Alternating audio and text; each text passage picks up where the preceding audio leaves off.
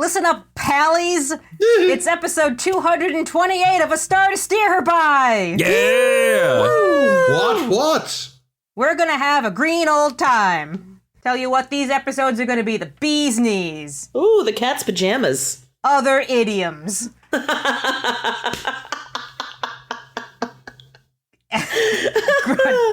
Oh, wow. God, that's it's good, Ames. early, Thank we're you. all still asleep, so this is going to sound hilarious. No, I'm awake. That was beautiful. Oh, God, I'm barely awake. Wake up. Drink more coffee. Do more Trying. peeing. Hurry up. Yes. Yeah, so who's the one drinking all this coffee? Why, that's me, Ames.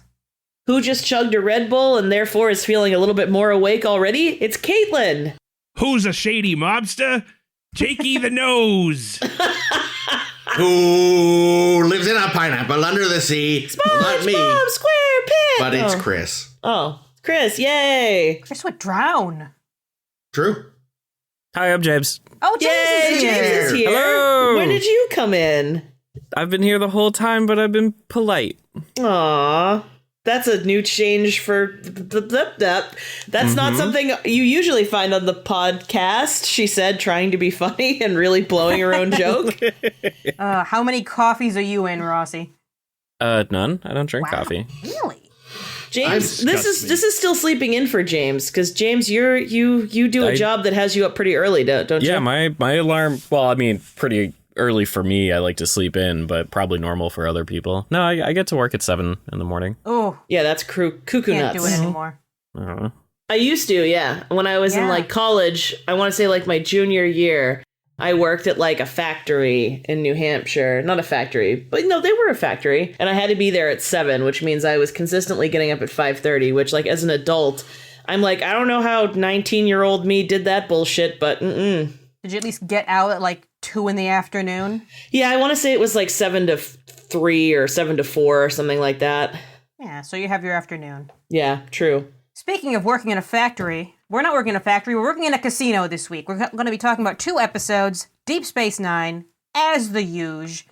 We're going to talk about Badda-Bing, Badda-Bang! I hate that that's what it was called. Can I just say that? Before we even get in, the working title was just a different spelling of Badda-Bing, Badda-Bang.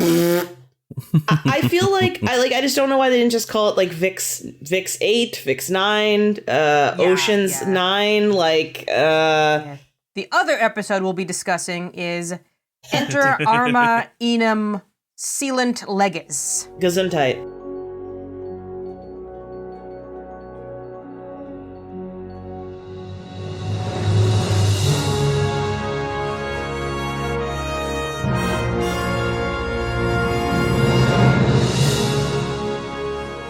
All right, let's first gather up all our pallies for Badda-Bing, Badda-Bang. So here we are, doing the whole hanging out with Vic thing. He's in the middle of a fucking 3-hour song when Frankie Eyes and his bodyguard Tony Cheech? Is it Cheech or Chi-Chi? It's Pretty sure it was Cheech. Cheech. Cheech? It's spelled Chi-Chi, As so in I'm very the other confused. half of Chong. Great. They come in and they take over the place, and they say that in this chapter of the Vic program, he's bought out the nightclub, and you have to level up to get to the next boss level or some bullshit. So Bashir asks his weirdo friend Felix, and Felix says, yeah, this is intentional. And instead of just, asking the game devs to bypass it, you're going to have to pull an Ocean's 11 because it's not like there's a war going on or anything, and you have something better to do. For crying out loud, Vic's nightclub is at stake. Pally! And we learned that crime boss Carl Zemo is going to want to pick up his cut from Frankie Eyes' casino earnings like tomorrow, in 2 days, in a week. It's unclear. Sometime soon. Imminently. So if we knock over the place tonight, Frankie will definitely get himself like whacked or something by the mob, and Vic will get his place back. Everyone wins. Except Frankie, but he's a hologram, so fuck him. Frankie and the holograms. Does it necessarily follow, though, that taking Frankie Eyes out means that, like, is it like being president? Like, is Vic the vice president of the casino? And so, like, if Frankie is gone, then casino is his again? Seems like if Zemo owns it, Zemo owns it. I think it Well, just Zemo means just that fronted the money. I think it just means that in the game, if you complete that quest, it reverts the casino back to the previous state. How many rupees do you get? So many rupees. 1 million a month, according to Vic. Wait, so... None? No, you just get a piece of heart. Yeah, And you already have like 19 of those. It doesn't matter. you get a piece of heart and your little hat armor levels up. Ooh, So- you get hit in the head more. It seems like probably what they should have done is just not downloaded the newest. It's sort of like Audacity. They should have just not installed that update. Yeah, They knew this Felix was going to is an happen. asshole. This is, yeah, That's Felix. the problem. Like, we'll get to this, but fuck Felix. Yeah. This jerk. Yeah, fuck Felix. I All agree. right. Meanwhile, back in the episode, we recruit Cisco into this thing after promising that even though the program is set in the 1960s, the one thing that it doesn't include is all the racism. And he's like, yeah, okay, I guess I'll help. Here's the plan. It's a good plan, actually. Like, it's a very, very specific and concrete plan. Mm-hmm. Kira's gonna flirt the pants off of Frankie to keep him busy. Fucking hot. Vic and Cisco will gamble for reasons. So there's this guy, the one of the count men, Al, who calls his mother at 11:45 every night for exactly 8 minutes, because, you know, part of the program. It's like when you follow a critter around, it always takes the same path. Mm-hmm.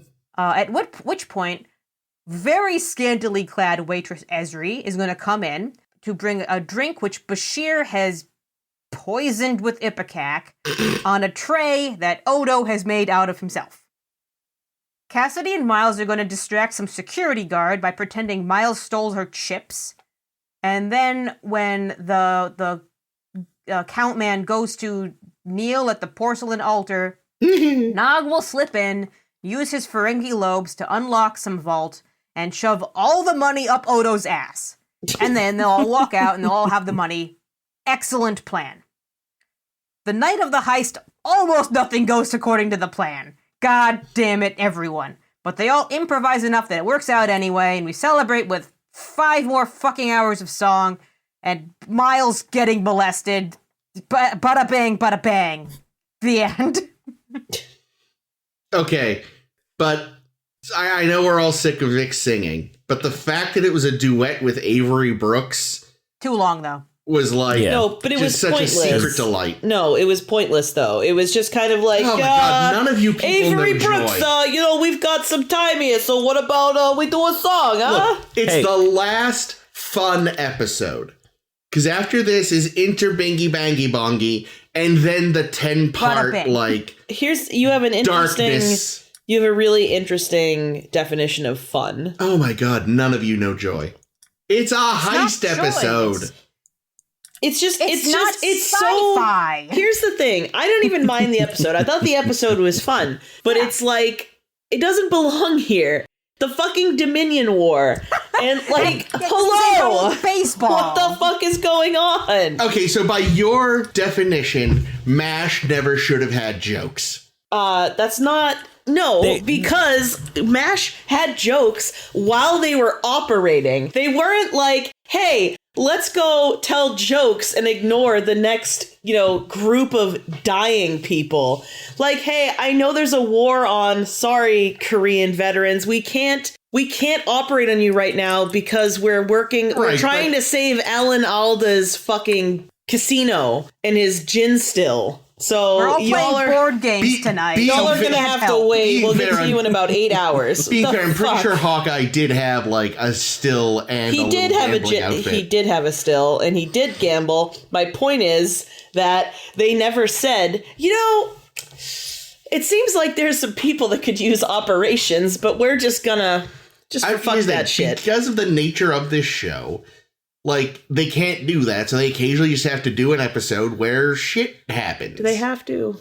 Well, I mean, the other thing, too, is that even though there is a war on, they still have time off. Like, it's not like constantly fighting the war. They still have evenings Yeah. to do things. Like, we can assume that this whole heist thing happened, after the normal working day. Well, we know from the first scene where Cisco comes in and is like, "Are you fucking people gonna do your jobs today?" that they were not saving it for their that's time true. off. They let their leisure time bleed into work time, and that is time Unacceptable. clock theft. Okay. But yeah, good. There is no one in this room who can claim they have ever gone to the office and not chatted shit about leisure activities when they were supposed to be working. Going to my office doesn't end up like relying on other people staying alive.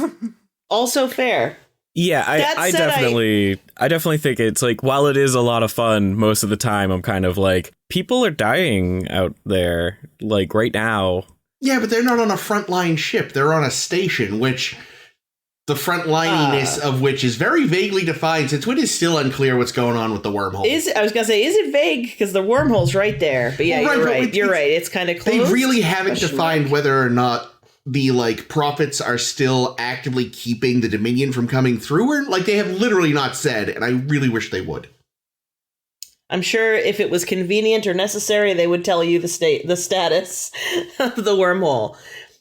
Yeah, I don't know. All this aside, placement of this episode in the middle of the war or not. I'll say this, the thing I do like about this episode is how very clean the heist is. They do an excellent job explaining the goals, making it clear to the audience what the plan is. They shoot the whole casino scene twice, once in the ideal scenario and once in the bullshit that actually happened, making it very obvious to the watcher, oh, this is where the plan deviated. We get it. We can actually see what's going on. Yeah, and I appreciate that very much, because there are a lot of details in this plot. Yeah, because any good heist movie, that's the whole point, is it never goes as planned, and how do they deal with it, and that's the fun of it. Here's an interesting thing I just realized. Yeah? Did the holodeck program figure out the plan before it was fully executed? Oh, that's great. Because everything seemed to go wrong in just the right way that it would muck up this specific plan. Vic is part of the holodeck, and Vic was part of the plan the whole time. So you'd think the fact that he's kind of in both worlds means that the holodeck program, which Vic is a part of, which existential fucking nightmare. The program knows the plan. I'm also assuming that it's somewhat on rails to begin with, and that is, having played video games, though the things were set up in the program to make that specific plan. Yeah. Right. Yeah. They could have. Yeah. Oh, sorry. The one thing that maybe suggests the holodeck knew and was fucking with them, really specifically, is the swap of the usual count guy for Gowron. Yeah. Yeah. Because that's the one thing that's really blatant. Wait, what? The accountant was Gowron's actor? The second one that wasn't supposed to be, that was Gowron. No the shit. One with the crazy bulgy eyes, that was. Gowron. I didn't even notice. I didn't even notice. You didn't notice when Ezra was like, "Here's your drink," and he's like, "Glory to you and your house." Yeah, no, that slipped right by me. I feel kind of stupid now that you mention it. It was an obvious tell, but no, I missed it entirely. Well, you've seen him without his makeup before. Yeah, he looks but the same. Yeah. So, but yeah, that's the one thing where I was like, all right, the holodeck might be fucking with him, because a lot of the other stuff, one part that got fucked up was because of two people, because it was fucking Bashir that smacked into Ezri, not another hologram. Oh, see, I thought the suggestion was that Ezri was a fucking. No. Oh, was.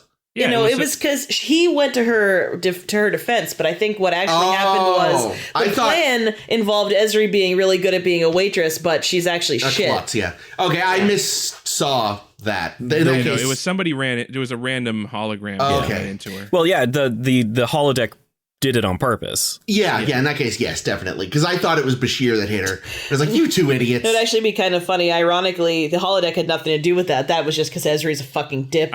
What's actually interesting, though, is that in the original script that Felix wrote for this quest, the whole drugging the drink thing wasn't in there, and Bashir just insisted on adding it.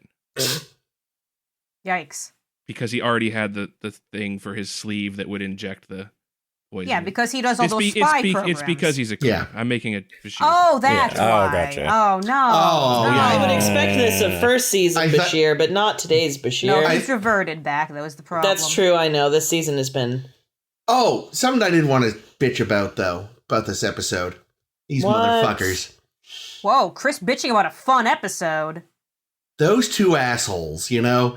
Poor Johnny, what's his name? Deado McShoddington was like, they're like, yo, we'll give you anything. And he's like, I want to go play holodeck with you. And they're like, oh, no, not that. And now this week they're like, oh, Vic, please come play Davy Crockett with us. It's like, what a way. You're talking about Ilaria, who died in the Yeah. Dax episode. Way Got to shot, piss what's his all over his memory. You know, I all forgot that maybe was a they were wake-up doing that call to because of them. that. They were like, maybe we shouldn't be so exclusionary in our weird, American Southwest orgy cosplay. Yeah, or thing. conversely, they both really just have been dreaming about making a Vic sandwich out of the two of them, and, maybe they weren't interested in getting down with the other guy for whatever reason, but... you want to know, does Vic say pally upon orgasm? No. Oh, no. No, he says Badda-Bing. Oh, gross. Oh. Probably. Yuck. Hey, is it just me, or is Vic's place in the mafia-owned world way cooler than Vic's place in the Oh, yeah. Oh, it yeah. normally is? Oh, I When it didn't even- reverted back, it was It's like, like, wow, can we this looks keep like... the showgirls and like the Yeah, cool it looked like jazz if you- music? If you took a TNG set and then suddenly replaced it with a TOS set. You're like, wow, the walls are cardboard all of a sudden. When did this happen? Well, I would definitely be pro keeping the dancing girls, but I The didn't music was like way how better. I didn't like how Odo looked at them though. I was really mad. I was like, Odo would fucking never. Odo would never. He Yeah, was that was out of distracted, place. and I was like, that is not what Odo would be like. So I think it's okay that maybe he's gaining an appreciation for the solid form. Yeah, But, it is logical. But they're in that scene, like, it's like Odo and Kira walk in and there's the showgirls, and like Odo is clearly like gobsmacked by all of it. And Kira's like, all right, I'm gonna go to the casino and you can stay here if you want. And Odo's like, I can go into the casino if you'd rather. And Kira like plays like, the good girlfriend, where she's like, oh no, I'm totally cool with it. Have fun ogling the women. But I'm like, Kira definitely would have been down, I think. The women are fake. Yeah. So There is that. This whole place. Actually, you know Still. what? You know what, James? You're right, and I'll tell you why. That's her little piece of her mirror universe self. She was Yeah. like, "Fuck yeah, maybe we can bring one of them bitches home." But it would have been cool if, like, it's like Kira actually had a moment of hesitation where she was like, maybe I do want to stick around for the showgirls. No, I'll go do the casino thing. So this whole place is just a holographic program that fucking Felix, this cretin kind of guy that just forces you to play his programs, has written. Barkley? Yes, that's secretly Barkley. My God, but no, like so much of this, like I feel like, Vic comes up and says, "Oh yeah, I've got all this money that High Roller Cisco can be throwing around." It's like, it's holographic money. You can make it however much you want. It's a fucking program. Well, the program, you can't control this program the way other hologram programs Yeah, you work. need Game Shark, dude. Yeah. But they also did But establish. it's kind of repeatedly been said that, like, Fontaine is a different kind of like holodeck program than others, like, because he's so advanced by Felix, who's kind of a jerk. And Yeah, I'm sure that, like, if you were like a very competent holo programmer, probably could have solved it. But I don't think we've ever seen any of our DS9 crew like really fuck with the holodeck. Whereas, if Data had been there or Barkley, they probably could have whipped something up. yeah. Or if like Eddington was still around, because him and Rom, I think, had to solve the issue when everyone got copy pasted over Oh, Bashir's Arma and Bond Bashir. program. So that actually brings up a point. This would have been a very different and very TNG episode, but I think it would have been cool if the program like this. So this seems like a pre-made change. They called it a Jack in the Box for some reason. I don't know if that's actually a term in things, but like when Jake, things you know get about programming, is that a thing? I've never heard that term. yeah. So and none of the whole, alien characters would know it for sure. the whole idea was like, when the program gets stale, then they run this mobster subroutine to keep things interesting. I think it would have been cool if instead of like, so it seems like this is a pre-programmed mobster side quest that you have to do. Yeah. It would have been cool if the program was just adaptive and would just change a little bit over time. And because Vix was now running 24/7 when it wasn't supposed to be, like, it kind of caused something a little, like, weird to happen. This would have been super TNG. But it would have been cool if characters from Bashir's spy program, like, crossed over. Like, and so you'd have, like, you know, it's like evil Cisco as, like, the enemy that, like, as one of the enemies, and like just having a little bit of hologram like shenanigans, you know, like the bad guys call in, like, you know, people from the Alamo to like come in and like just way goofier, way less focused, probably not a heist thing, but you could have also had Ira Bear would not stand for that. I know. Ira Bear, It could have been. well, you could have also had once. Quark's head on a beautiful woman make a reappearance. So basically, what you're saying is, oh god, this could have been a fistful of Vicks, but instead it became an O'Brien full of fists. Oh, that was really that was actually like incredibly upsetting. that was so weird. Like, why Yeah. would Felix do that? Really? I think Felix is a weird fucking. We don't even, we just know their name is Felix. We don't know. For all we know, they're a fucking like AI. what is that fucking the light species that drives people insane? Medusan. For all we know, Felix is a Medusan in a box somewhere. See, James, your version basically, in my mind, essentially it turns into the end of Blazing Saddles, where the massive brawl in the town then spreads out into the whole movie studio. Oh, that's right. Yeah. So yeah, by the end, it's not just cowboys. It's like cowboys, dancers, fucking Nazis from a World War II movie. Like, so yeah, it'd be like the Alamo guys and the gangsters and like Bond people. I think it would have been a lot of fun if it's set up like in the first act. It sets up as a heist, but then the heist gets thwarted by like one of Bashir's James Bond villains. And they're like, whoa, wait a second. And then it just kind of spirals out of control. But that would be very TNG. It would be like that episode with like when the ship has a baby and there's the holodeck train. Oh god, yeah, Emergence, bad episode. Terrible. No, this is going to shock everyone, but you know, this has been Ira Bear's pet project for the past forever. Because he really wanted to do an Ocean's 11, and he really wanted everyone to fucking love Vic all the fucking time.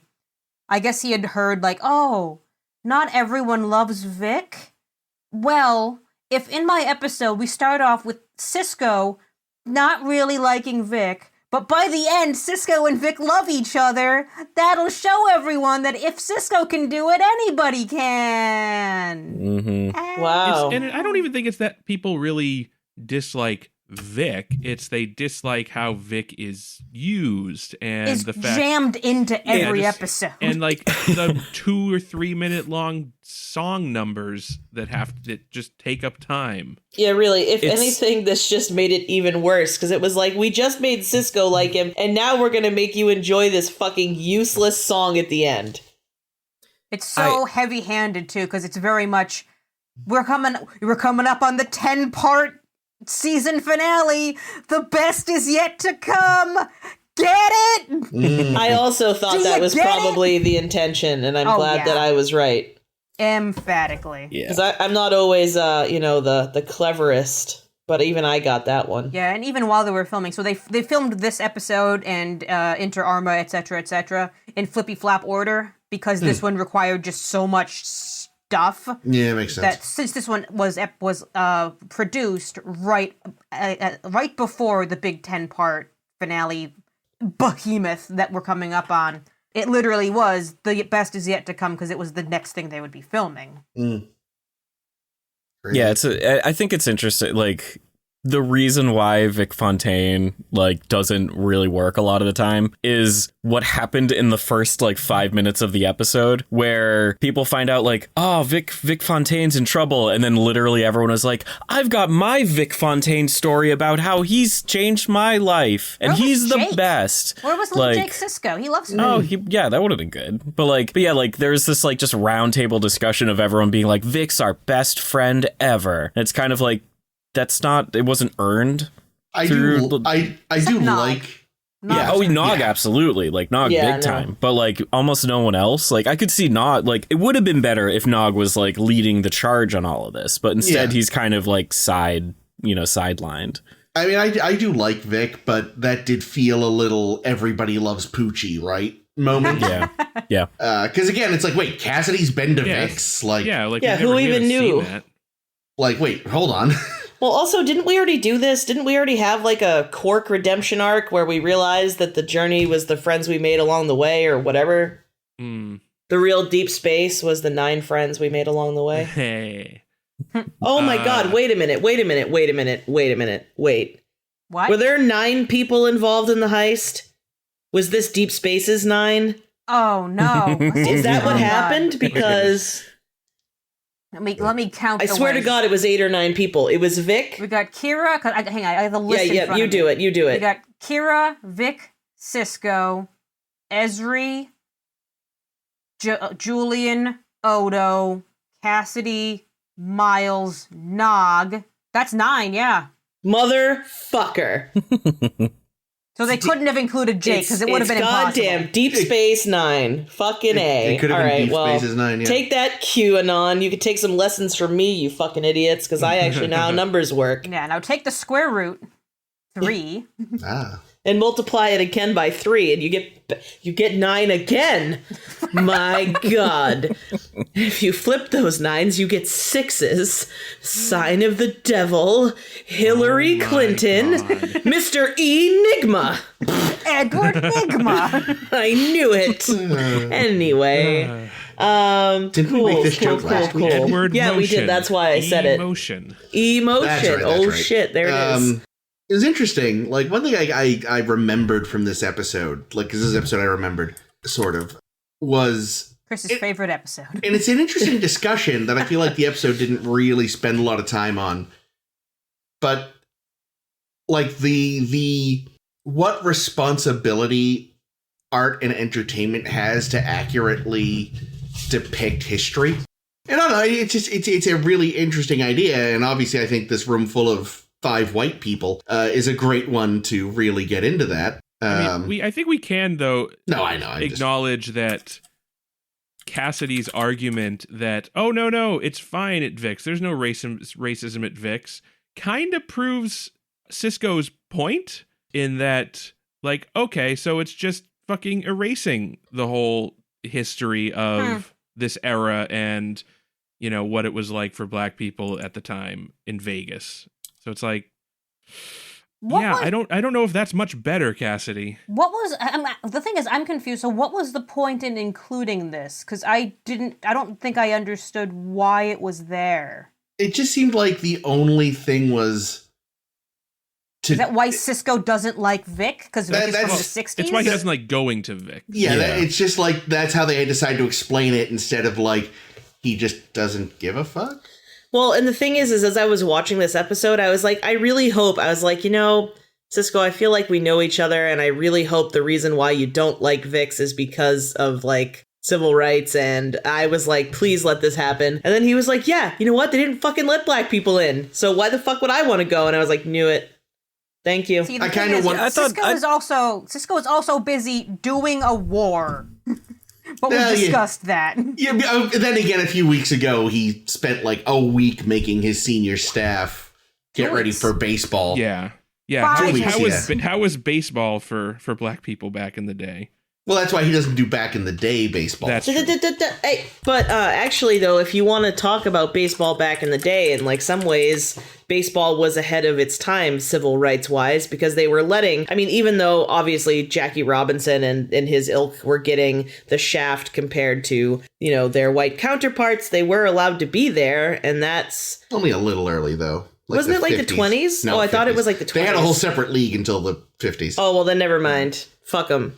In fact, I think and there was like horrible abuse, not just from other players, but from management, crowds I'm sure. and management, and Yeah. it wasn't a great situation. Well, people sure are and trash, I want to say aren't they? that I feel like to this day there is reticence on the part of baseball and MLB to integrate the records from those leagues because it would knock some honkies off pegs. Ah, Yeah.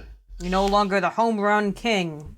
But yeah, I don't know, it's just very interesting, especially thinking of this as a video game, a very advanced video game, because, like, you know, when you look at video game discourse around history, it is horrible, because the capital G gamers trademark are the worst people in the world, and only believe in, like, the whitewashed version of history. And whenever a game tries to include... You know, like, there was a whole to-do when The Witcher 3, for example, had non-white people. Because they're like, well, this is based on Central European... Yeah, the guy's Polish. Fantasy and this and that. Polish. Even though people were like, yeah, there weren't a ton, but there were non-white people in the area in the Middle Ages. Like, There's also a fantasy book, so... Yeah, well, you that's do whatever right, you yeah. want. There's well, but fucking ghosts and monsters and shit. well, yes, but these people are like, oh, historically, it was a white area. And people are like, actually... Hey, those ghosts and monsters were white people, damn it. This is woke SJW. Jake, I love you. But I do find it, you know, like, it is interesting. Like, where's, you know, sort of like, where does the responsibility of art begin in sort of accuracy? And, you know, like, I remember once we were this is years ago when I was way too dumb to have this conversation, but in like 11th grade film class, we were watching the first Indiana Jones. And, you know, we all love Indiana Jones, but it's like, you know, like the teacher brought up, like, is it appropriate kind of to make this kind of wacky adventure romp about World War II when we know about, like, all the horrors that were happening? And I didn't have a good answer then, and frankly, I still don't. And to me, that's actually kind of the most interesting part of the episode, but it's kind of glossed over. Yeah, and I then think that's the issue. Yeah. It's so brief and out of place with the rest They of the play lip episode that you service don't get to to it. think about it. Second, Jake? is that they play lip service to it, and I can't help but think that maybe there was some audience feedback, or, you know, maybe even people involved in the show feedback about, like, hey, you know, we're a show that features a lot of black actors prominently, and yet we have this 60s thing and we don't ever address it. And, you know, maybe that came up and they're like, okay, well, let's address this by having Cisco bring it up or something. Also there's an issue where, like, I really liked that whole conversation. I did think it was interesting and pretty well done. The big misstep at the end, though, is Cassidy saying, it's the future, racism's done. Yeah. Okay.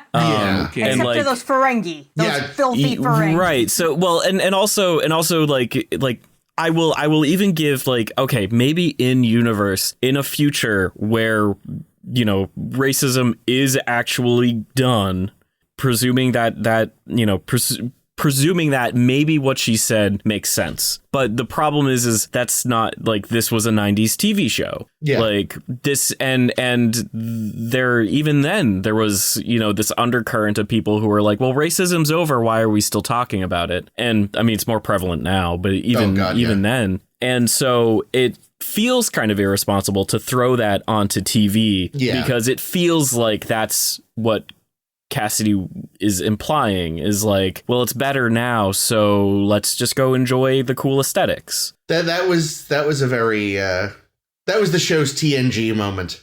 Yeah, a little bit. I also couldn't help but notice that, okay, Cassidy, I'll buy what you're putting down.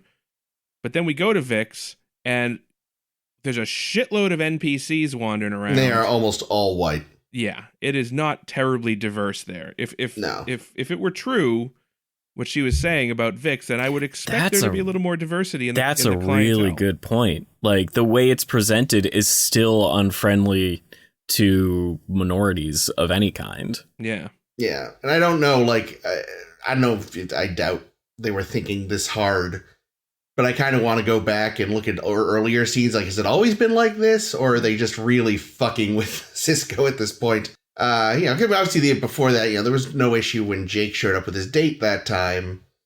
But yeah, what did the background look like? And honestly, I wasn't paying a ton of attention. Yeah, I have no doubt that the program is designed to not be exclusionary towards the people that come in, the flesh and blood people and Odo. But, because there's, aliens go in there all the time. No one seems to bat an eye, with a Ferengi or a Trill or somebody's hanging around. But weirdly, so that happened in this episode where there's a whole bunch of, aliens and no one bats an eye. But they did make a big deal about Odo being weird.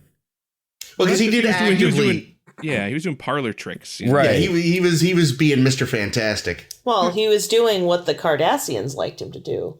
Well, he did the Cardassian neck trick. Well, I'm just saying, it feels... I understand that, but it feels very much like... No, you're right. Like a return to bullshit, and I'm kind of surprised that Odo would be so willing to do it. Well, it was for Vic, his best friend. Yeah. Oh, yeah, his best friend Vic. Yeah, you're right. I'm also guessing, though, that this is not... I think the difference there is that the Cardassian neck trick was not something he liked to do, and it was exclusively for the amusement of people that were essentially his captors, in a sense. And then in this case, it's something he's doing of his own accord, by choice. And yes, it is for the amusement of the hologram people, but it's not something that he's more or less being forced to do. Yeah. Here's a thing that I also wrote that I really liked in this episode. The soundtrack was excellent. They did an excellent job with period music and just the emotions behind it and all the suspense in the music, and I appreciated it a whole lot. Yeah, I also think that when I think they were pretty successful, and they do this a lot. Like they did this in the James Bond episode, working in the DS9 themes into the period music in a weird way. Yeah, or at least like integrating sort of something stylistically very DS9 with it. Yeah, like especially during the hero walk at that one point. It's this mix of sort of jazz and Star Trek music. We got to get Armin into the episode walk. Oh. Yes. That was I was really hoping that the first thing that went wrong with their plan was Quark shows up in the holosuite. And it's just what the heck are you people doing? And it just throws everything off. If Zemo turned out to be Quark. I have notes on Zemo. Oh yeah? Oh yeah, so our friend Zemo was played by Mark Lawrence, who was very well known for playing a whole lot of gangsters throughout his incredibly long tenure. He also played Volnoth, who was the old guy that got killed in the Vengeance Factor. Oh, Jesus. Which is the episode with Utah, the girl who went around touching people and it killed them because they were from a clan. Oh, shit. Oh, yeah. Wow. Yeah, and he was 89 years old during the shooting of this episode. Wow. And he looked it. Yes, he didn't look a day over 95. You know what I was wondering? I think he might have been the voice of the big gangster in The Mask of the Phantasm. Oh. I'm going to actually look him up right now because... Yeah, he was in a bunch of Bonds, I know that. If I can't make a Batman connection right now... Don't do it. Someone, I feel like I recognized him and I meant to look him up and completely forgot. Oh, I never looked him up. I feel like he's one of those guys that has just been stuck playing I think generic Italian gangster number 5. Tough guy, goon. Yeah, I know the decision to cast Robert O'Reilly as the spare count man. They were just so happy, we want to show Gowron's face because no one's going to recognize him. And apparently a lot of people didn't recognize him, but Jake right away. Is that Gowron? Wow. Oh, I was buddy wrong. Gowron. Well, see, he's got hold on a second, Rossi. Are you having a paper crinkling party over there? No, What's it's going my on? cat, Phantom. Yeah, that's not me. Oh, it's not you. Okay, I see here. Rossi fiddling with something, and I keep hearing paper rustling. Holy shit, he was in the shipping news. Who was he in the shipping news? I'm sorry for misattributing it to a you. false acquisition. You. Wow. Accusation. Wow, I can words. Cousin Nolan. Oh yeah, he was. He's the crazy old fucker that lives in a cave. Okay, under well the sea, and a pineapple, right? that's correct. Yeah. Yep. Hi, Phantom. My other note while you're doing that is this is also the only the Alamo song that Vic gets cut off in the middle of at the top. Otherwise, he would have gone on for 5 more years. Yes. Was the only Vic song that was custom written for the show. All the others are just normal show tunes. But this one was specifically written in like a couple of days because they go to their writer saying, "We need a song about the Alamo for Vic to sing. You need to include Davy Crockett in there somewhere. Go." See, Hanging out at the Alamo. See, I just figured that Davy Crockett was so big in the 50s that, of course, there was a song for crooners about him. But no. Also, I just realized why he has not been as many generic Italian gangsters as you would think. Whoa. But the reason I recognized him is because he is a generic Italian gangster in the original Dumb and Dumber, Cheech. He's the like big guy who they drive crazy on the road, and I think eventually he like drops dead of a heart attack or something. I don't think I've ever. He's the "Do you want to hear the most annoying sound in the world" guy. Yep. That's why he was familiar. I don't want to hear the most annoying sound. No, you do not. Yeah, it is really annoying. It's enough we have to listen to Vic. Here's a question. So we're talking, we talk about Felix, about the whole Vic program. We say Vic, we do the thing. Are there other Vics in the galaxy? Oh no. Ooh, good question. Is this the only Vic program, or did Felix sell them? No. Well, yeah, I mean, Julian bought the program from Felix. I'm assuming if Felix's only thing is making one-off bespoke programs for people, he's either charging too little or is not making enough money otherwise. So basically, is Vic an NFT, or can you buy him from the Felix store online? Nice. I mean, we've already talked about how data, not data, but data. Yeah. Data. Doesn't really work the same way in Star Trek than it does in real life. It does not. You can't easily copy stuff. Once you transfer something, it's gone.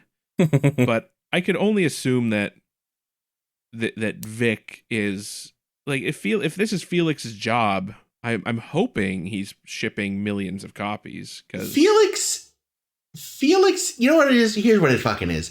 Yeah. Felix is actually that guy from Measure of a Man. I can't think of his name. Bruce Maddox. He's Bruce Maddox using a cover name.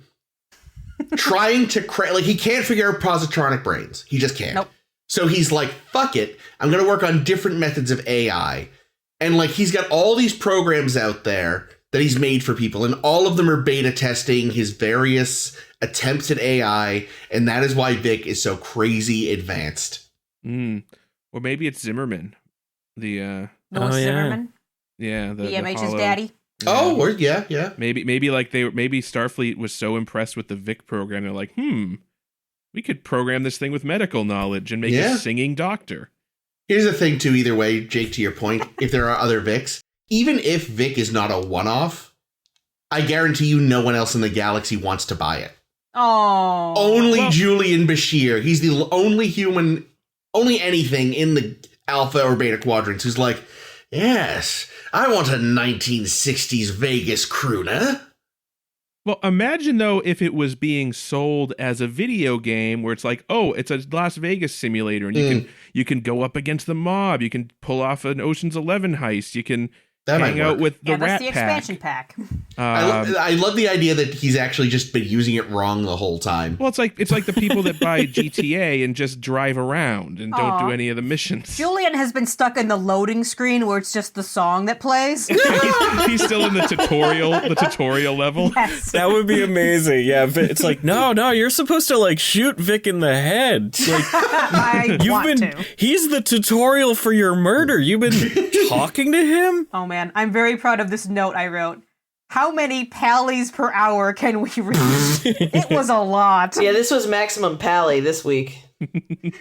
Maximum pally. There you go. That's our title this week. Yeah, I was going to say that's the title. He says pallying up, they actually go back in time to the 1960s. Before the station. 88 pallies per hour? But it's before this. What is it? 11.6 gigapallies? How many gigawatts is it? 1.21. 21, yeah. Fine. That's less impressive. 1.21. Which, fun fact, gigapallies. was mispronounced because the scientist they asked mispronounced it. Oh no! Those Womp womp. fucking dumb bastard. Like, how do you pronounce this word? He goes, gigawatt. What is it supposed to be? Giga? Giga, right? yeah. Gigawatt? It's supposed to Okay. be a Gigabyte. gigapally. Gigapal, yeah, sorry. Oh my.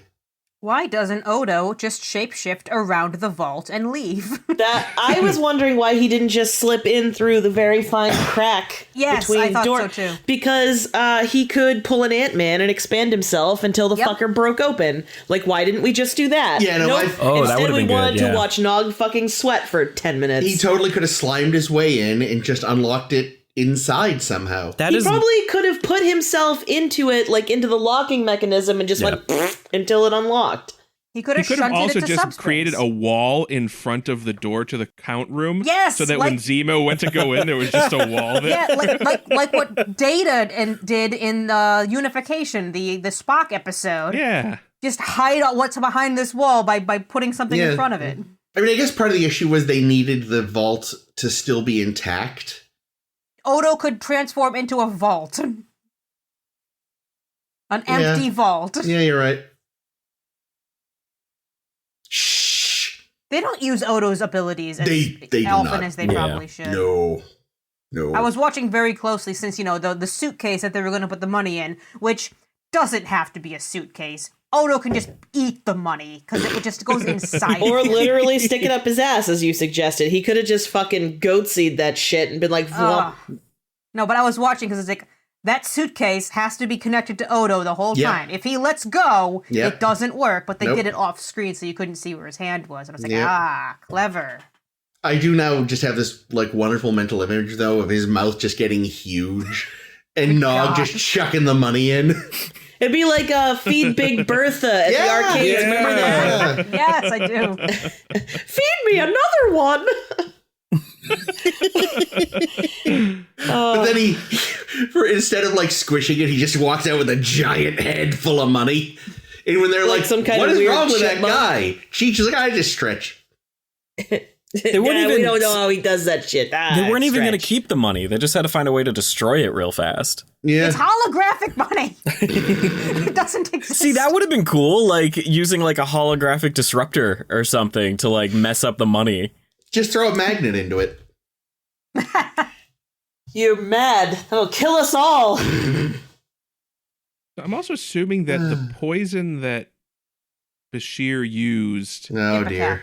had to have been something that they acquired in the holodeck Yep. I was Yeah. kind of in thinking order to work on a holographic. But they were testing it person. outside the holodeck to make sure it would go clear. Well, yeah. The pestle with the poison is Was that the outside the chalice from holodeck, or was that when they were palace. in the room, the Oh, that might have hotel been when they were room in planning the, in the things? hotel room. Oh, maybe. I don't know. Vic can go anywhere now, basically, so whatever. He can Well, go he to the already mirror did, yes. universe. Yeah. He can call you when you're in your office on the actual station. I mean, if Star Trek had the internet, he could free himself from the confines of Deep Space Nine. Maybe he was the internet. Hmm. No, that's why he's so powerful. Could take over the whole fleet. Just that's how you go against the Borg. You just hardwire the whole fleet to Vic, and they're like, "We are the Borg," and he's like, "Yeah, we are Vic, Pally." And then he just coordinates thousands no. of ships, and Next thing you know, they're Borg doing burlesque dances. They're all singing 8,000 fucking songs. they've all got bow ties on. They're otherwise still Borg, but they got bow ties. We are the Borg, Pally. Prepare to be entertained. Ah, Jesus. Gigapallies. Yep. How do they know Gowron wouldn't just vomit in the room? It takes a little bit. Yeah. Well, he doesn't want to puke on the money. What do you think? Yeah. He's a fucking patak? He's not going to vomit in the room. There's no honor in spewing all over your desk. Fuck. Honor and glory to hitting the bowl and not puking all over your friend's floor. I mean, I guess, Sorry, I puked in the sink. I guess if he puked all over the money, his boss would fucking kill him. So he's like, I should probably go. Yeah, just give the puke money to Vimo. Hose that shit off and be like, yeah, no, it's good. Zemo. What did I say? Venmo. Venmo Give it to Mr. Venmo. That really hurts. It's a good thing it was the 60s. Because that way he had to show up to get his cash instead of getting it Venmoed to him.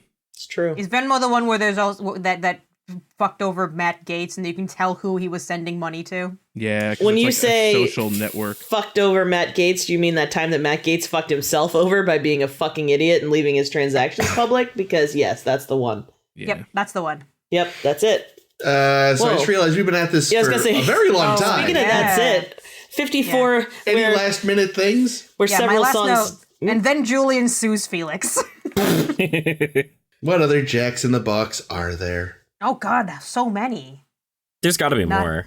Not enough that this series will get to. Damn. Is one of the Jack in the Boxes the fact that Vix becomes a Jack in the Box and he's forced to serve burgers and fries with a song and a smile? I hope one of the Jack in the Boxes is the Mars Attacks scenario. Ooh. Yes. Oh, we have to cover that movie sometime too. I've never seen it, so I would like to do that. Funny as fuck. That's what I hear, yeah. I recall it being very, very And good. the cast, like, it is star-studded. It's I would say I feel like it didn't get a lot of respect in its day. It did not.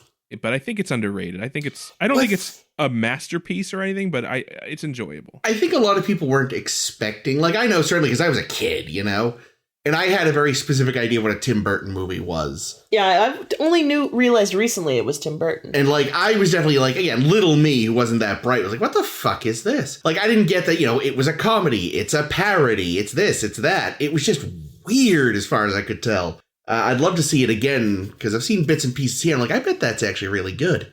Yeah, I've never seen it. I'd like to, though. Let's do that. Yeah. Moving on swiftly. Remember how I said in Badda-Bing, Badda-Bang, I appreciated how concise and clear the plot was? Not so in Arma Enim Silent Leges. Jesus Christ, here we go. Bashir is planning to go to a conference on Romulus, and Garrick is serving up some classic snark before Bashir has to go change into his Jimmy Jams for Betty Bye time. And he wakes up assuming that, as usual, Garrick is watching him in his sleep again, only to find that, oh, no, it's Luther Sloan from Section 31 fame, also watching him sleep again. Not creepy at all. And Sloan pulls a, your mission if you choose to accept it kind of thing. And Bashir's like, I choose not to accept it. And Sloan says, yeah, I really shouldn't have said if, loser. You won't be able to help yourself. And Bashir says, drat, you're right. So Bashir goes to Cisco and Ross to tell them everything that just happened. And they tell him, how about you pull a reverse spy and gather intel on Section 31? Because no one else has bothered. And you can go off on the USS Voyager. Bellerophon over there. Yeah, go have a good time. Oh, did they use the same ship? Or the same deck? Same the model the Bellerophon? and sets. The same everything. They did switch out the conference room table. It was a different table. They do have a nice table, I'll say that. And who do we see on the Bellerophon? But Sloan, pretending to be an undercover cartographer. Or pretending to be undercover. Unclear what he was doing there. He was there, and Bashir says, oh no, this is still happening, son of a bitch. And he tells Julian, you're gonna go see what the deal is with Koval, the head of the Tal Shiar. Which, not at all weird. He might have some kind of disease. Julian says, yes, based on a quick search of WebMD, that guy clearly has Tuvan syndrome, which is some Romulan and Vulcan degenerative disease. Why do you ask? And Sloan says, nothing, no reason, it's all fine.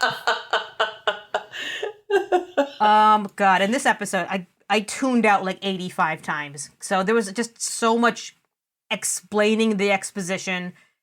I read in my book that this is what happens. There's this power struggle thing going on to figure out who's going to be on the continuing committee. And is it going to be Kretak, whom we've met before as a different actor, or Neural, whom we met before as a different actor, or Koval, who's the guy we just talked about. And we're worried also that there might be some kind of Romulan double agent in the mix. And Julian says, that's interesting. I should figure that out if they're working with Sloane. When suddenly, Admiral Ross, who's been around, also wearing the new fucking dress uniform that looks terrible on him, he suffers an aneurysm, so Bashir says, well, figgy pudding. The job's up to me to do whatever. My laugh freaked out Dimitri. Your laugh freaks out most people. Yeah, but most people don't dig their claws into my tits when they're scared. I would if I could, Caitlin. Oh, well, Ames, come a little closer. Ooh. Yeah, so the job is up to Julian now to figure out whatever Sloane is even doing, even though they have no idea what it is. So he goes up and says, hey, Kretak, even though you were being super shady earlier this season, I'm gonna tell you everything I know about this secret Federation spy club. And then he goes over to Sloane and says, hey, Sloane, so maybe if that Koval thing I told you before, what if he doesn't have, Tuvan syndrome? Does that fuck up your plan? And Sloane says, yes, what if you go collect some skin samples? And Julian goes to collect some skin samples when suddenly, oh, whoops, Koval has Julian tortured for a while, because I guess they mistook him for Miles or something. Then we go into this courtroom thing for way too long, and there's more confusing exposition and way too much talking, until Koval drags in Sloane, all looking all beaten up and pretty nice in that leather jacket, but still.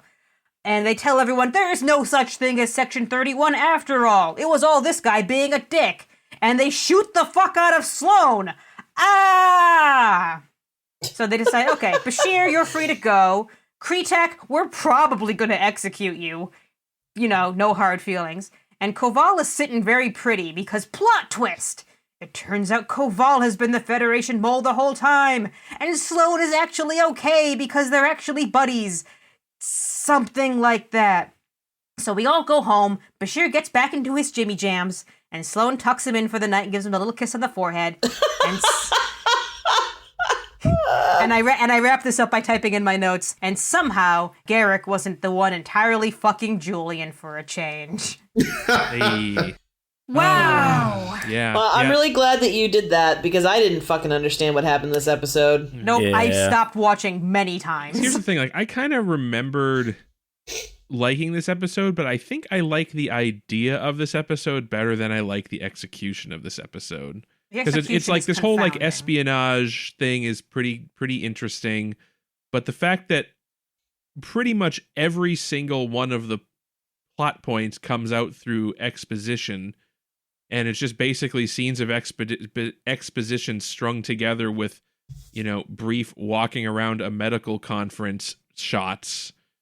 And getting punched in the face a lot. Yeah, I don't know. Yeah, it's kind of Okay, but but it doesn't live up to its promise. can we all agree that William Sadler's cartographer voice is a delight? Mm-hmm. William Sadler I enjoy an awful lot, and he looks great in that jacket. Oh, he does. Did we mention, in his first appearance, did we mention the fact that he is the villain in Die Hard 2 and Death in Bill and Ted? And that he's I think we may have. Shawshank Redemption. That's right, he is. We Oh, yeah. might have, but I The don't most remember. important thing is that he's Death in Bill and Ted, and that's great. Neat. But yeah, no, I love that he came out and he was just like, hi, I'm a cartographer. I've heard lots of stuff about you, Julian. Did we mention in Oh my when we God. talked about Inquisition? no, shit, why I can't remember the name of the episode, but Kretak's first appearance, that she looked, sounded, and acted entirely different than she did in this appearance. I didn't realize she was supposed to be someone we'd seen before until they I- said it. Why not just have it be a new character? Yeah, why Don't get it. make it Kretak? Because like Kretak was like a one-off character that was, you know, bitchy to Kira, and you know they had the big standoff. Yeah, they weaponized a moon. Yeah. Romulans. And like, okay, whatever.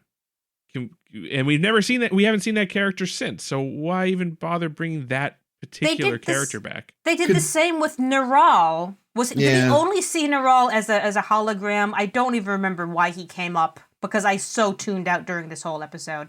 But we remember him because he was the guy with the big underbite from Unification. Yeah. And they recast him, and it's like, here's Neral. Why? Like, could they just- Oh, could it was they supposed to be not- the same character? Yeah. Could they just not get the original Kretak? They Or couldn't did- get the original Kretak. She Okay. was busy. They didn't bother trying to get the original Neural, and I don't know why. But wait, That's silly. That's I feel weird. like Neural was a lot younger in He Unification. was. He was a like lot younger. crazy young. It makes no sense. And it was I supposed mean, to be the maybe same that's their character. version of the name John. Maybe. There we go. But yeah, at least they couldn't get Kretak. At least it wasn't just like, They didn't try. yeah. The fact they didn't try for the other guy is kind of weird.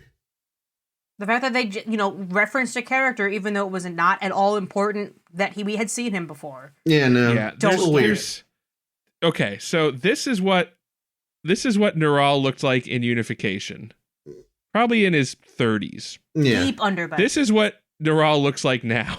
Yeah. It's been a rough 5 years. Rom- in the, well, in the Romulans, Romulan Listen, Empire. Romulans war look is 30. hell. Romulans look 30 for about 70 years, and then aging just slams them. It could be it.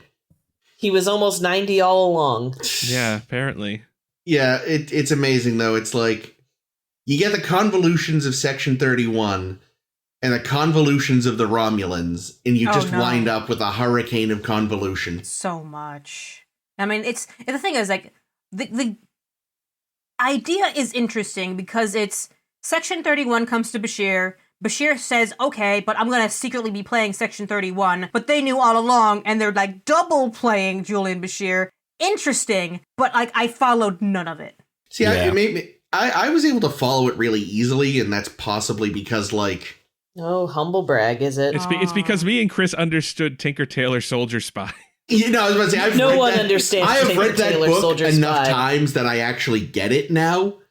And, like... Oh, yes, his wife was a whore. like, compared to some of the shit Le Carré wrote, this is very straightforward.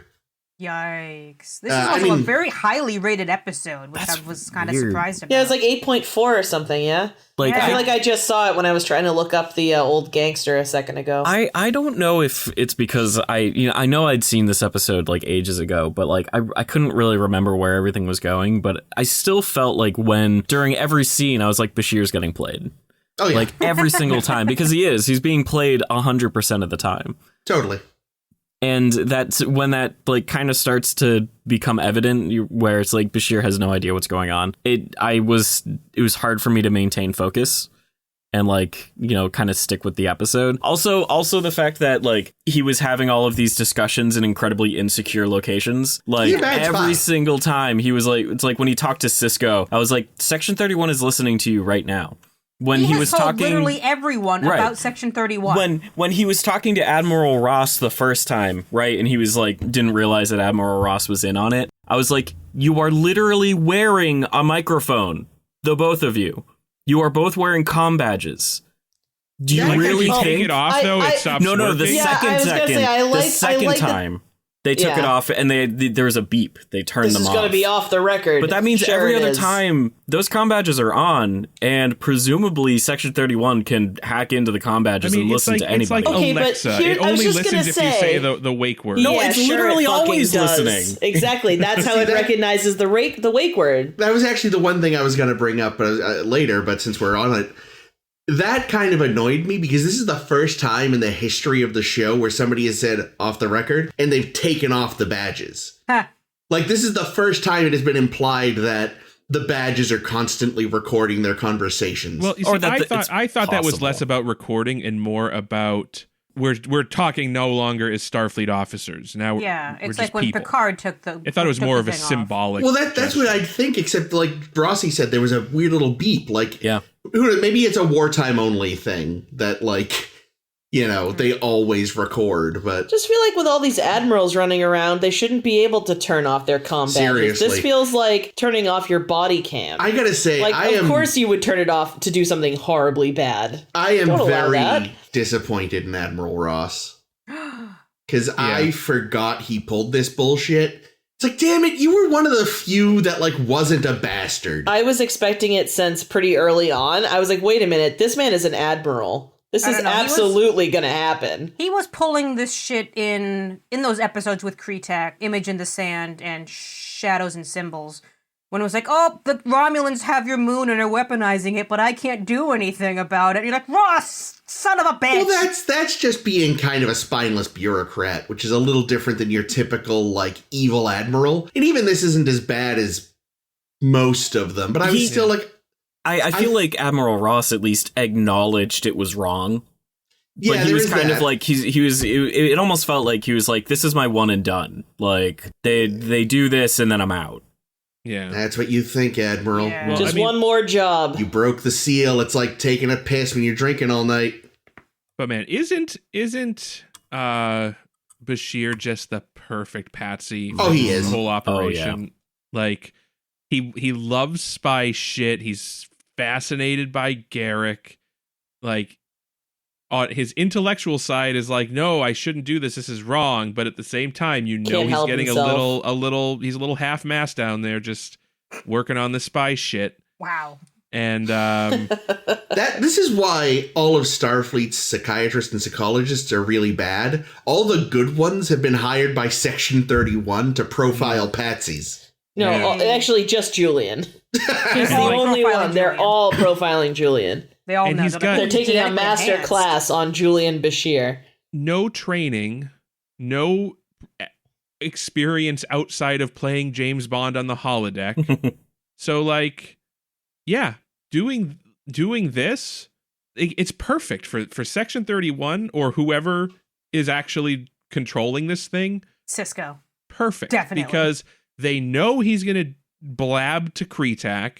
They know he's going to talk about the operation in an insecure place. Okay. I have 8,000 questions about this episode because, as I said, followed almost none of it. Two major things. What is Sloane's actual goal? Is it just not let Kretak get in this special super secret council?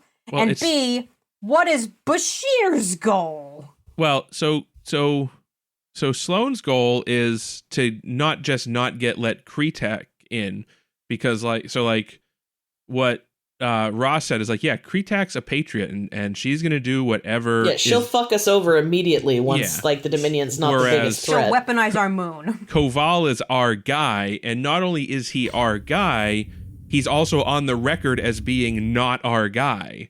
So when he does stuff that's in our interest, like, they'll take it seriously and think that it's not in our interest. So, like, Sloane's goal and Ross's goal was really to get Koval onto that council. And Koval probably doesn't even have Tuvan syndrome. It's all a ploy. He's got Tuvok syndrome. I kept, thinking that. What's really kind of fascinating about all this is since we've already kind of gone to the future a little and watched Nemesis, we know that everything Section 31 expects about the post-war landscape is wrong. Yeah. Because an old plot of the Romulans rears its ugly head and fucks up everything. And then, like, just as they're getting their shit back together, their star explodes. Like, I just, even before you even get to that, I just love the idea that, like, fucking Sloane's sitting there one day in his fucking jacket, being all cocky, like, that do. jacket. I've got the next decade planned. Some other guy in a jacket bursts in, like, sir, a clone of Captain Picard just murdered the Romulan Senate. What the fuck? Yeah, that'll ruin anyone's Is weekend. Koval okay? No, he turned to dust like the rest of them. Yeah. What was the other? Oh, what is Bashir getting us? Well, he's getting a boner from Oh yeah, playing big spy. time, huge. And I don't know. I think Cisco is not in on it. I don't know if you guys agree, but I think Cisco Yeah. doesn't No. actually Yeah, doesn't. Yeah, no, if I'm I was being just honest. joking before. So I They think wouldn't his plan trust to- Cisco. Yeah. He's So his too, plan he's to, too much like, a loose go- cannon. Loose cannon, I was just gonna say it, yep. So I think Cisco trusts Ross, and when Ross is to Cisco like, hey, you should send Bashir on this mission and tell him to play along a little bit so we can get more intel on Sloane, Cisco tells him to do that, and then Bashir does that because Cisco told him to. Well, So we think Ross was in on it the whole time. Oh, yeah. Yeah. Okay. Absolutely. That Yeah. actually did annoy me a little, because remember in the first Sloan episode, at the end, Sisko said, then, next time Sloan shows up, play along. But now this time they were kind of acting like that hadn't happened? They've been busy What do you with mean? war and with freeing Vic. Fair enough. Yeah, I The think two where most I got important things. where I got lost was just what is Bashir's motivation? Because most of the time it seems to be, I just don't like Sloan. So Section 31 is like antithetical to Bashir's like Federation ideology and morals. And so he wants to root out Section 31. Like ideally for Bashir, he wants to end Section 31. Yeah. I don't think he realizes how powerful Section 31 is. He does not. He does now. He is sort of historically arrogant and cocky. He probably doesn't think there's any secret agency he can't take down. Well, I think he also wants to be the hero, not just taking down Section 31, but saving the Romulan Federation alliance from, this clear and present danger. And it's kind of like how, there are so many, especially during the like periods where we were on like better terms with the Soviet Union, like during the, what do they call it in the 70s when things were kind of chilled out? Detente? Yes, thank you. The During room détente, temperature war. during détente, like you'll notice, like a lot of You're the very Bond, welcome. a lot of the Bond movies, even if they were adapting novels, where just originally it had just been the Soviets. The Soviets are no longer the bad guys. They come up with these like insane supervillains who are off on their own and maybe manipulating both sides a little and this and that and like. That I think is what Bashir sees himself as here. He's Bond who's going to tell the Soviets and the Americans, like, no, it's this third party that we should all unite against. And, Bashir very much has the, like, what Bashir doesn't get is that even Starfleet intelligence, assuming they do their job, goes against his Starfleet morals. Because, and this is again a line I'm stealing from, someone else, I don't know who, but like the popular perception of a spy in pop culture is James Bond. And that version of a spy is a policeman. He's there to find injustice and deal with it and crimes and shit. That's not what intelligence is about. And intelligence is about gathering information on your enemies and, shockingly, your allies. Like, we spy on our allies constantly and vice versa. Yeah, I did think it was kind of funny that Bashir was like pearl clutching about spying on our allies. It's like, dude, have you never heard keep your friends close and your enemies closer or something? Like, I don't know. I mean, again, maybe Starfleet intelligence doesn't do that, in which case I'm not sure what they do. Yeah, they do. But like, he has the pop culture Bond idea of what a spy is, not what a spy actually is. Again, he could take down Section 31 and then he'd be horrified by what Starfleet intelligence does. I also got to, it's very clear that Sloan worked very closely with Koval to come up with this plot. Because it's a convoluted thing that only a Romulan could devise. Yeah. Like, and especially like the whole, like the cover that, or the not even the cover, the thing that they're telling Bashir to do doesn't even really make a lot of sense. Because we need to prove that this guy has some disease so that they won't want him to be on the committee. Well, Julian I thought the idea immediately was thinks... go ahead, Caitlin. No, I was just going to say, I thought the idea was that they were hoping to, like, slip him some poison to make it look like he was one of the, like, 2% of people with whatever you said, Tuvok syndrome. Eventually, Sloan was like, that's going to, they figured it out that that's what's going to happen. But originally it was just, oh, no, we just want to prove that this guy has the disease. Can you make a diagnosis? So... By looking at him. Well, that also could have just genetically altered brain. But that also could have been a lie anyway, right? Well, it was. Well, I mean, but it's obviously a lie. Like, I felt like him being like, "Oh yeah, we just want to make sure he's okay." You know what I mean? I don't know. Yeah. Well, no, it was obvious. Like, originally, I thought the idea was, oh, well, it'll discredit him. Yeah. If it comes out that he has Tuvok syndrome, but which I mean. Isn't as stupid as it sounds as far as an intelligence move, just because, like, remember, the CIA tried to introduce a mild, not even a poison. I mean, they did try to poison Castro as well. But when that didn't work, another thing they tried to do was slip him something that would have caused all of his hair to fall out. Because they thought people would be less willing to follow him if he was bald and lost the beard. It's like a sitcom. Yeah, Gross, he's got alopecia. We can't possibly follow him now. Half the shit the CIA, they legit, because they knew Castro enjoyed diving for seashells, they considered planting an exploding seashell. I was going to say, they just hid all the seashells so he wouldn't find any. Nope, they thought about putting an exploding seashell in the water so that he'd pick it up, go to like, oh, listen to the... Oh, man, I wish they had done that. That's fucking CIA's awesome. Most of the CIA's plans against Castro, I swear to God, were thought up by Wile E. fucking Coyote. Well, it's like that scene in the Boondock Saints where like Willem Dafoe is like angry that they like crawled through the air vents. Yeah, that James Bond shit never happens in real life. Right. It's like, no, in fact, it does. Apparently, so just only when the CIA is in charge. So it's not too unbelievable that an intelligence agency would be like, we just want to get some guy's HIPAA info out there because it could hurt his career. When that plan failed, they just replaced his normal potato chips with Alestra chips. Oh, that'll discredit you. Oh man, he's got diarrhea all the time. Speaking of diarrhea, I'm gonna connect this somehow. Let's find out how. Yeah, so we give Julian this little thingy-majiggy that goes on his hand so that when he shakes hands with Koval, it'll he gets get an his electric skin shock. plates. And then his lapel flower shoots water. And then diarrhea. No, but the idea there is funny to me because it means, okay, now Julian has shaken his hand.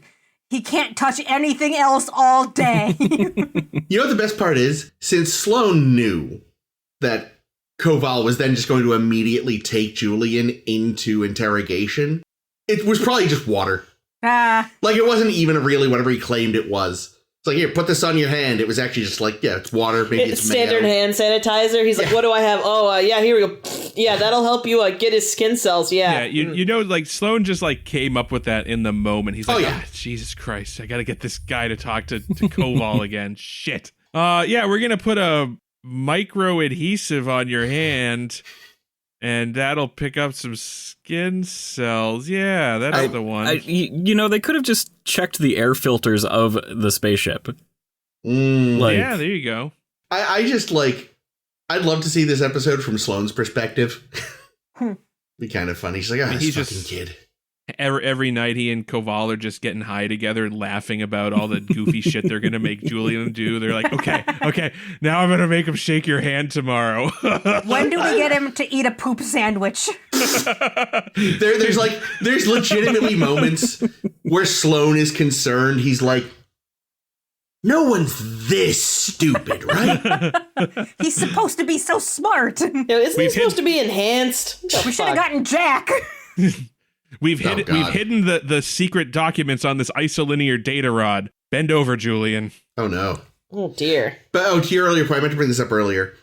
Yeah, like Cisco's definitely not involved because I think Cisco definitely is like, fuck Section 31. And the thing is, his actions against them would eventually just become way too direct. Like, no, they would not be He would have actually shot Sloane. Oh yeah, no, he'd have given Sloane a swirly until he like started confessing. This might be a dumb question then. Nope. No. What is there good to Section 31? Their uniforms are good. We like that. Yeah. Yes, good. accurate. You mean like moral good? I mean, no, just outcomes. Are there outcomes that the Section 31 will deliver? Well, you could argue this was a good outcome, right? Because they got their guy on the Romulan continuing committee. Right, and I know there was that scene at the very beginning with Klingons and Romulans and how they can't take shore leave together because of racism. Right. Which is actually really funny because it felt very Trouble with Tribbles-esque. Yeah. I don't want so many goddamn Klingons and Romulans on board. One at a time. No. I mean, they're bad people. They're very, again, see the CIA in the 60s. They're... Okay, but what kind of work are they doing with acid? They're mostly taking it with Koval to laugh at Julian. Yeah, no, I mean, like, they're pleased with the end results. I'm sure the higher-ups are pleased with the end results, but, like, morally, yeah, they're a nightmare. They are some super bad people that do some nasty shit. Is any of it, like, a necessary evil, though, is the question? Because that's where it's like, Julian loves to be up on his high horsey, riding around in his Jimmy Jams. Yay. But, like, if this is going to be good in the long run, like, it's a kind of a dilemma. Because, you know, he doesn't want to get his hands dirty, but it's like, what if you guys get your hands dirty and I'll just be over here ponying around? I mean, it's sort of I feel like that was kind of to Garrick's point at the beginning, where he was sort of like, not enough Garrick. Needs more Garrick. Yeah, I'm surprised Garrick was utilized so little. Like, I guess it was supposed to be like Bashir's first spy outing without Garrick, and he completely messes up. Oh yeah. Like, oh, I thought you were just going to say that Garrick was supposed to be Julian's first, full stop. That's where I thought you were going. And I was like, yep, that's true. Yeah, I mean, Garrick couldn't have been there because then they would have to have played Garrick, which they can't do. If they'd played Garrick, the audience would have revolted. Garrick is the head of Section 31. Yeah. Oh my and God. the Tal Shiar. Sloan is an actor hired by Garrick to fuck with Julian. That would be amazing. That does sound like their style of foreplay, honestly. That would be amazing. Julian comes back all riled up and angry. Garrick's it's like our yes. joke a while ago when I think Garrick left some chocolates for Julian or something and said, I left, in case something happens to me, go eat the isolinear rods in my room. Just because Garrick loves fucking with Bashir because it's fun. Yeah. I think at this point I would not be surprised if at the very final episode of Star Trek we find out that the entire Dominion War arc was orchestrated by Garrick to fuck with Julian. Oh God, no! It's just a prank, bro. You should have seen the look on your face. Gotcha. Yeah. He blew up Romulus's star. Well, I mean, that I could believe. He does not like Romulus. Who does, really? I don't know. Romulans, maybe? Picard. Nah, even couldn't help Romulans but don't laugh like it. At the beginning of the episode, they're talking about Romulus, Julian, and Garrick, and Garrick's like, yeah, man, everything's gray there, you know? The people, and I'm like, Garrick, are you really saying, are you criticizing the Romulans for being gray? And I said, Cardassian? morally gray. Also true. Well, yes, but it was interesting. He also said their hearts are literally gray, which I'm assuming he knows from experience. Oh, From yes. ripping them out of their chest and devouring them whole? Yeah, I mean, they're probably. green-blooded, so maybe the tissue, when it's has no blood in it, looks gray. Yeah, it would make sense. Would it? I don't know. Sure. Good. I'm no expert on, just full stop, I'm no expert on color science, so I don't know. That would work, but... One thing I remember from this episode that was really funny was Bashir getting all up in arms, being like, the Federation Charter says that we don't interfere with other countries' like, you know, politics and like, you know, the like political appointees and stuff.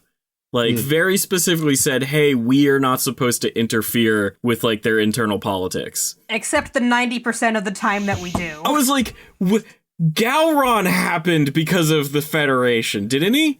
Like, the Federation was super involved in their Worf internal politics. Did murder the only other competitor for the chancellorship. Okay, they could claim Worf had gone rogue. Yeah. But Picard was also the one doing the ceremony thing. Yeah. And he was very biased. Yeah. Yeah, I was like, we interfere with politics in other, you know, planets all the time.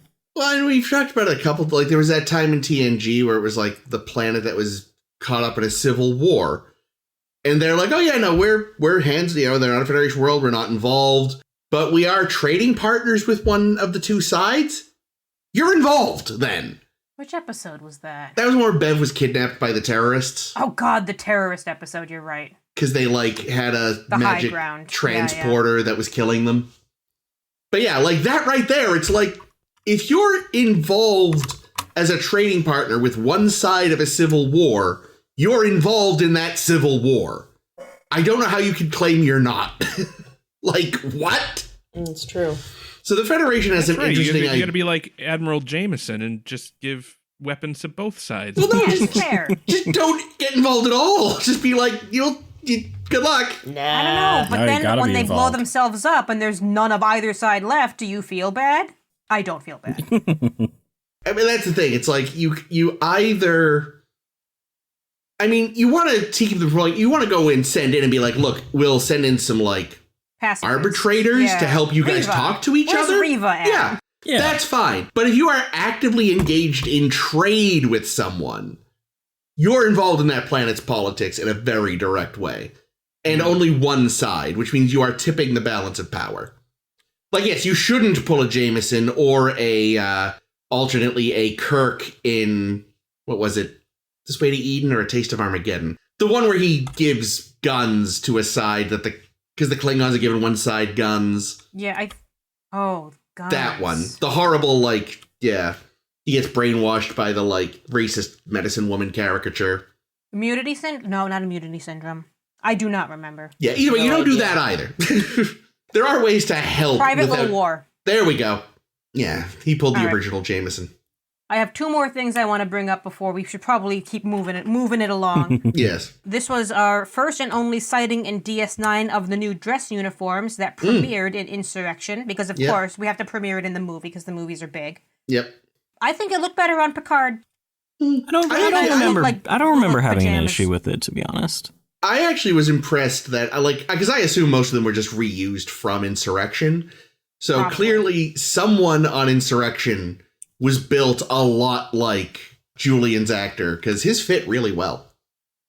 Yeah, Will the Wheaton. fit was okay. I just think like the kind of like padding look of it made it look like they were going to a spa.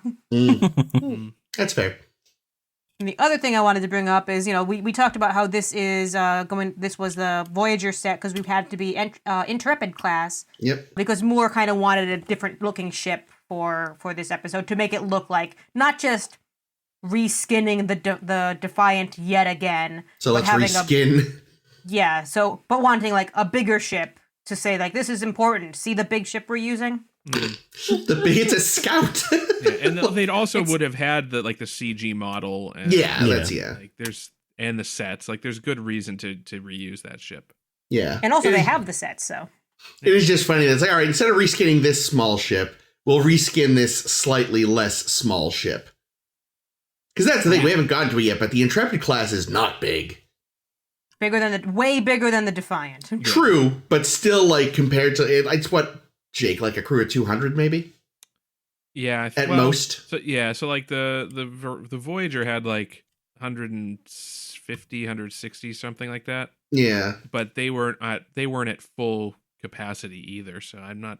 Yeah, but I still sure think what the full complement is. it's still a pretty, relatively speaking, quite a small vessel compared to, like, the Galaxy class or Sovereign. Yeah. Oh yeah, I mean it's not like a crew in the thousands. Yeah, no. Like, they are not, like, long-term exploration. They're scouts. They're the guys you send to a planet that one of the deep explorers goes to, like, it's like, all right, we did our initial pass in an episode. Someone go actually look at it for a while. Now, according to Memory Alpha, the actual crew complement of an Intrepid class is approximately 150. So Oh. Yeah, wow. So, yeah, it's a wee little thing. yeah. But it was nice to see something other than a reskin Defiant. Yeah, yes. yeah. I feel like you should always be seeing variety when you have it. And You at least know. it wasn't just another Excelsior, too. It's like, oh, look. So we want to do a special thing today. Yes. Ooh. Because as we're about, halfway through DS9 now, which means we're nearing the end of this season I was of gonna DS9. say, Ames, we're way more than that. I got bad I news don't for remember y'all. anything that came before. That's all right. We can watch it again. I would be fine with that. So we're nearing the end of the series, and when we hit the end of the series, you know what we do? We do a fanfic day, and no one listens. Yeah. Actually, our last one The was very episode popular. you can skip, audience. No, Oh, our shit. last one was very popular. Does that mean we should do them script style again? I don't know. I have pros and cons on either side. Maybe writer's I mean- choice. Yeah, do what you want. Cool. So what we did, like we did at the end of TNG, was we each threw a whole bunch of side characters' names in the hat that is James Rossi's computer. I also added some. Oh no! Nice. Chester! Jake's gonna draw No, Chester and he's gonna I promise flip out. no Chester, no ISIS. No Dexter Jetster. I actually wanted to put Dexter Jetster in there, but I I know. couldn't remember the name of the episode he was in, so I didn't.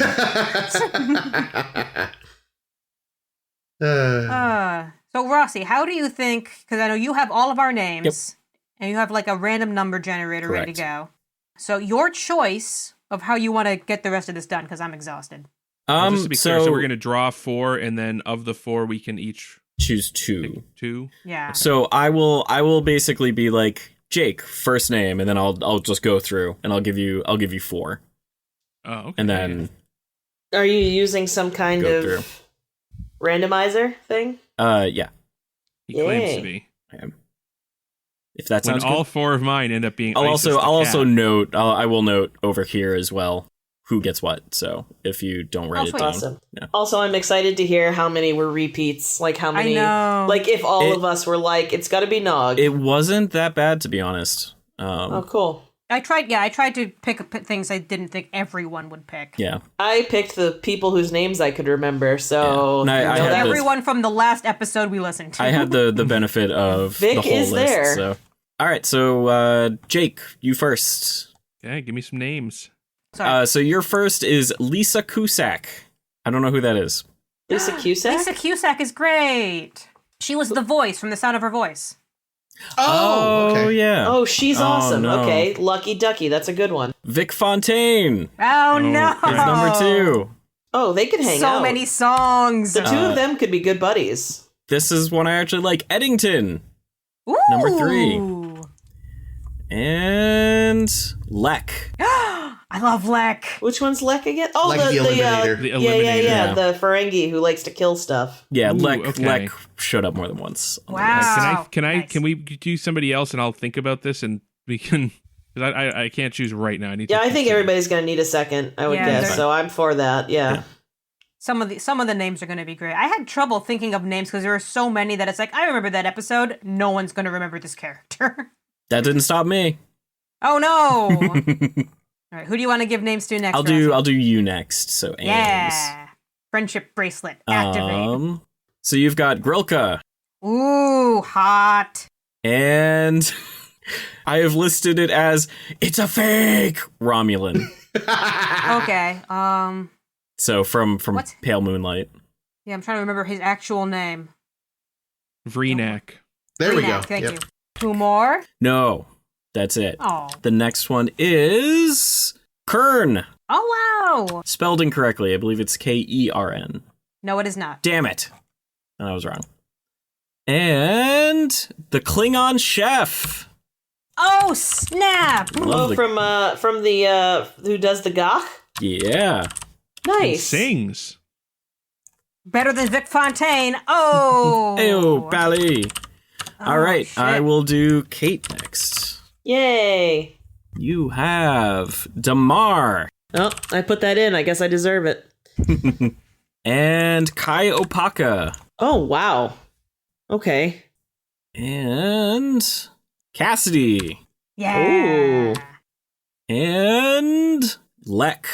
That's Also a Lek. double. Should we keep Yeah. that? Or? Yes. More Lex. All right. Should we though? I don't know. I feel like that doesn't. We can't both pick Lek.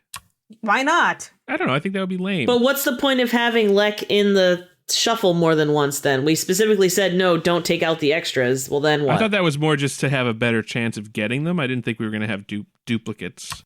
Well, and I guess we're going to have to square off on Lek. I don't really care. I don't want Lek. Fair enough then. You can have Lek Fine. if you want Lek. That was easy. Dude, should I give Kate another one or? No, that's Okay. fine then. Unless you No, want, just unless you means want I another have to- choice. Would you like another choice? I feel like we've gone mad. Yes, I'd love another choice. Okay. Why not? Yeah, Why not? all right. Say yes.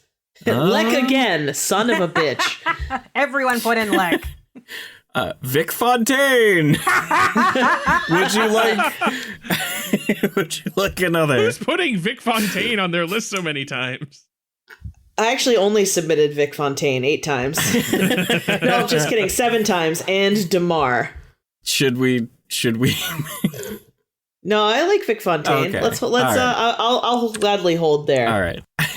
Kate managed to get 3 of her own submissions. Yeah, I was gonna say, I'm pretty sure I wrote all of, like, I knew I wrote Cassidy, I wrote Damar, I did not write Kaiopaka, so whoever did that. that was me. I wrote You're Kaiopaka welcome. as well. Well, thank did you. bitch. Oh shit, that means she's still out there. I was one of those Lex. I was the All right, other we're one. not done yet. I was All the right, third one. Chris, you have Weiyun of your choice. Ooh. Ooh. And That's one I wrote. That's my parenthetical. You have Bilby. Oh, Bilby. And you got one of mine. No? O'Brien's memory jail pal. Oh, that guy. Ah. And last one, number 1, Kai Opaka. Wait, someone else already had that too, right? Yeah, I got Kaiopaka. If you would like one do-over, let's say everyone gets one do-over if they want. Yeah, give me a do-over. All right. Mirror Jennifer Cisco. Oh, that Okay. bitch. That's a good one. Jake or Ames, do either of you want to make use of your redraw? Yeah. I mean, I'll take one, but I think I know who I want. Unless I get like a gem. I think that's worth it. I think I know. Yeah, No, that was especially. Gem was in TOS. You won't get a gem. Oh. Unless I get a BEM. What were you saying, no, Rossi? no. Yeah, so which one would you like to re-roll? Oh, crap. The Klingon chef. The Klingon chef. Oh, I like the Klingon chef. That's I know, okay. I like him, but That's there's okay. there's nothing there for me. No. Yeah, really. That would have been a good one for Chris. I submitted him. Morn. Aha. Oh, shit.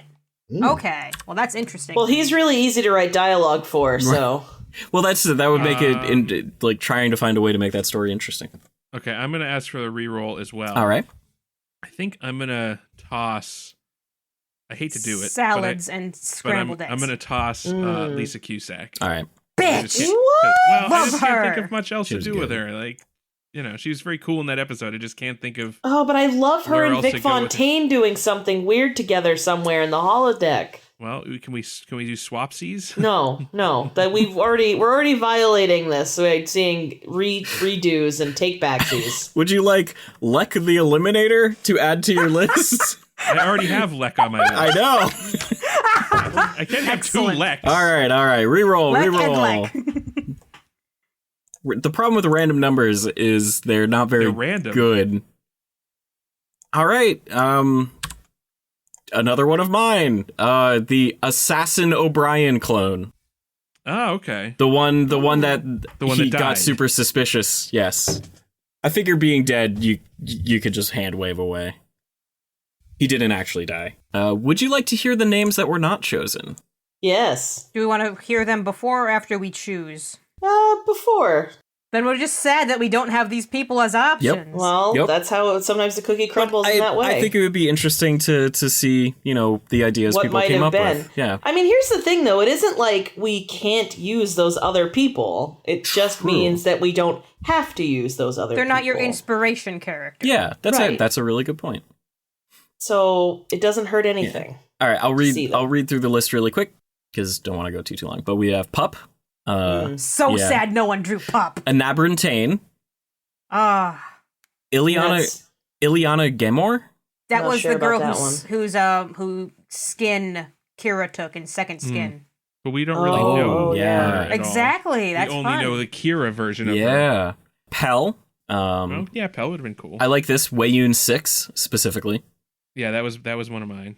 Zek. Boo. O'Brien's Cardassian lawyer. You flatter me. Yedrin Dax. Mm-hmm. Which one's that again? Dax from 200 years. Oh, Dax to the the alternate future? timeline. Yeah, alternate timeline. Oh, neato. Crashed on the planet Dax. Yeah. Then we have. So I don't how niche were these characters supposed to be put on this list? It varied wildly. Yeah. So Kate's list includes Nog, Martok. Oh, Jack. I actually like that one. Oh shit. Jack, yeah. I think in Jack. parentheses, yes, that one. Yes.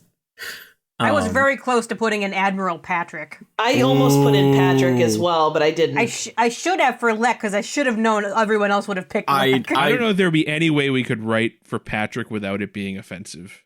I think it could be done. I think I would that love to. the I would love to character by see. I would love to nature see is an offensive. alternate reality where Admiral Patrick is literally an admiral. Yeah, Mirror Universe. Yeah. knows? So the rest of the list, Thomas Riker, Ooh, Prim, I was close to putting him in. Prim? Who's Prim? Primin, sorry. Oh, Prim. Yeah, Primin. Oh, Primin. Constable Odo. Yeah, the guy who replaced Odo for a day, and Odo was pissed. Yeah, and then they did that storyline better with Eddington. Oh, yeah. Those Alamarane assholes? Oh, yeah, the game Wadi? people. Yeah, the Wadi. The people who showed up with the thing? I forgot. Yeah. Wow, I almost forgot all about that so long ago. Yep. And then these last ones were mine. Adult Molly. I considered adult Molly. I think that would have been I good. did. The Assay office guy, who I've been in love with ever since season 1, the only time he showed up. The guy Wow. who... Wow, that's very specific. Yeah. Mm-hmm. Anyone or simply used as a setting, the holographic city of Ebenezer Scrooges in their nightgowns. The hologram. There was the old guy. Everyone died, so he made a hologram town to live in, and they all looked like Ebenezer Scrooge in his night outfit. Yes, you're right. Oh, dearie dear. I forgot about that episode. That's That was a good one. episode. Yeah. It was. And there was that episode where Odo was framed for murder, and a guy got cloned from a group of cells in the Ibudan, I remember holodeck, him. and it would have been following what happened to that guy. That's a good idea. Not the murderer, the clone No, the of clone, the murderer who grew in Bashir's lab. Yeah, And finally, that's good. and the last one, Tosk. Oh, Tom. Wow, Had to throw I in a can't believe Tosk. none of us thought to throw in Tosk. Who threw in Zek? Because it wasn't me. I had Not me. Several either. people threw in sick. I think it was out there 3 times. Wow, see, I resisted the urge. I did did not. not- I specifically avoided Zek. Oh, no, sorry. Jake did Zach, and then 3 people did Lek. Yeah. Not me, so it must have been the other 3 of you. Yeah, I did really, like I said, I did ones I could remember, so it wasn't a very deep cut. I did get permission for Martok and Nog, though. You don't Oh, need I good. specifically, Yay. well, but I specifically asked. I said, would that be niche enough? Because it's not like they're not main characters. And what was funny is as I was typing Vic Fontaine, I was like, even though it feels like Vic Fontaine is a fucking main character lately, son of a bitch. Anyway, Okay, does anyone know who they're going to actually pick from their lists? Ugh. Because I'll go if no one else wants to. Go for it. All right, it's going to be Vreenak and Kern. Interesting. God, I want to do both. I want a Cassidy Vic and I want a Kaiopaka Damar. I feel like Kaiopaka and Damar is like a really great pair that someone who's a good writer could do something amazing with. And I feel like I don't know that I'm that writer, but I feel like Vic and Cassidy.